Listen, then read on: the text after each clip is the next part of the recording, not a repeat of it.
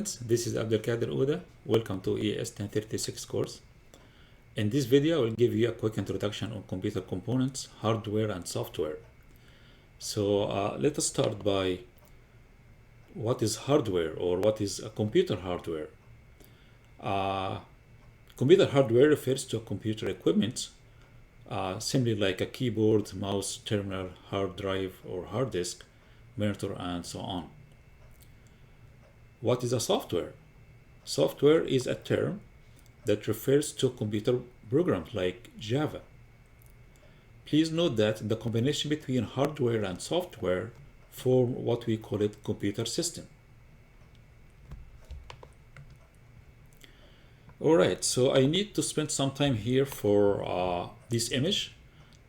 This image simplifies the computer hardware elements. If we look inside any computer, we're going to find the main board, and in this main board, we're going to see one or more processors and also one or more memory cards.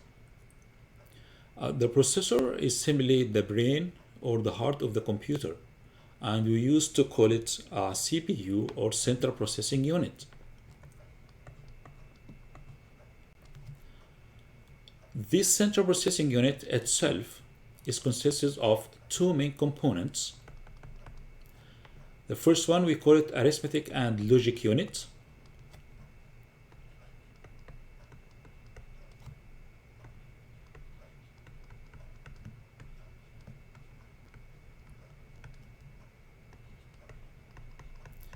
And from its name, we can guess that it's responsible to all the mathematical operation that performed by the computer.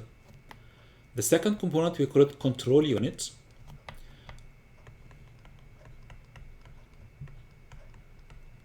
And this unit is responsible to execute all the operation and control the hardware component of the system. It simply converts the stream of bits or the stream of zeros and ones to electrical signal, and from these signals can control what to be displayed on the screen, what we're going to do with the data that we have. This main board is connected to some input devices like keyboards, cameras, scanner, joysticks that are responsible to enter some data to the program or to the computer, and this data are going to be saved inside the RAM. When we do some operations, they're going to have some output to be displayed, and this is going to be utilized by output devices like monitors or terminal, or print some report in the printer, or some audio through the speakers. In order for the program like Java to be run in the computer, this program need to be saved or stored in the main memory. Simply, we can consider the Java program as a set of instructions, and the responsibility for the CPU is to fetch these instructions one at a time and execute it. This process is simply called fetch execute cycle. So the processor going to fetch the instruction from the program, execute it, fetch, execute, and so on. So we have this process simply can simplified by these two steps: fetch and execute. This is here the two steps that performed by the processor: fetch instructions, execute instructions, and fetch another instructions. Good. So as I mentioned, inside the computer we have one or more RAM, and we call it RAM, or RAM stand for random access memory, and each memory is responsible to store the computer that we need to run, in addition to the data that the program need to work on. The RAM itself is divided into smaller units, and we call this unit by bytes. And each byte consists of 8 smaller units. We call it bits. So we said that the memory is divided into number of bytes, and each byte is consisted of 8 bits.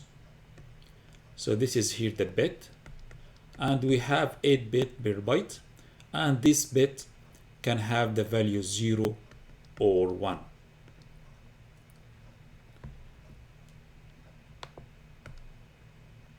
Alright, again, bits has the value 0s or 1. So it's easy to map 1 to on and 0 to off. And then through electrical signal, we can, or the computer can, easily control or manage the hardware components.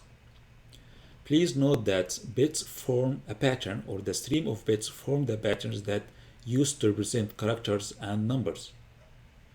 We said that the memory has a number of bytes, or consists of a number of bytes. Please note that each byte in the memory has a unique number to represent its address. That means each byte in the memory has an address, and this address is represented by a unique number. Please note that RAM is volatile, which means that when the computer is turned off, the content of the RAM are erased.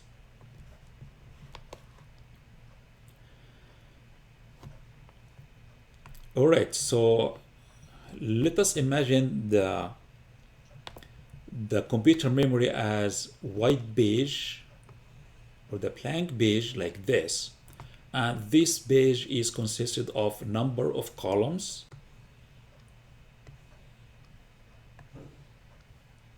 and each column divided into number of rows.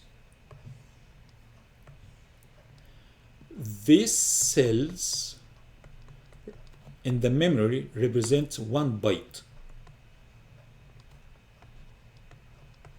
So again, we can imagine the memory as a blank page divided to columns and rows, so that we have number of cells.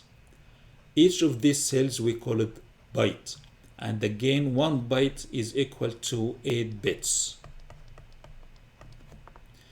Each of these bytes has an address, and this address is represented by a unique number. And these numbers are serious numbers, not necessarily to start by 0, but it's a consequence numbers, and each byte has a unique number.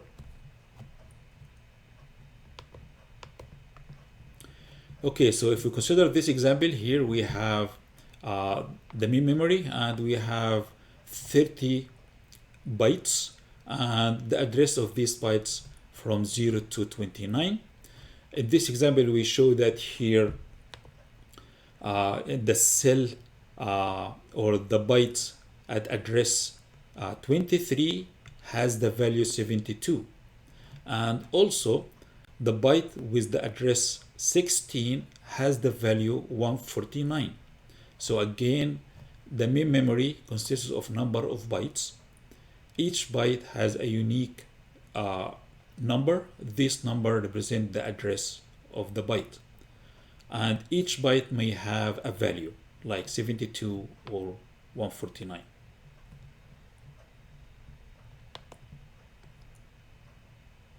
Alright, so let us talk about the software. As we mentioned before, the software refers to programs like a Java that need to be run on the computer. And the program itself is simply a list of instructions. We can classify the program or a software to 2 main components: operating systems and application software. Simply, the operating system can be considered as a software program that manages the computer devices and provide an environment that let other program or other software like Java to run. For example, operating system like Windows 10, this is an operating system. Mac OS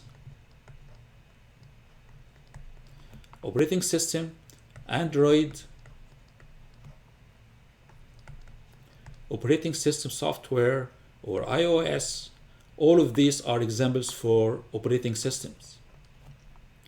So what is application software? Application software refers to programs that make the computer useful to us. It's simply the software engineers write some applications that help the public users.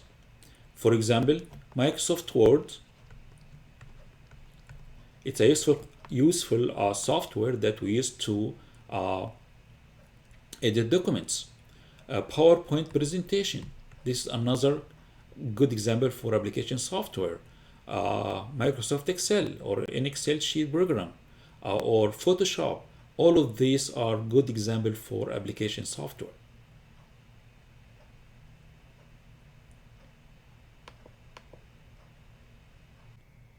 I hope that you find this video useful and informative. Goodbye.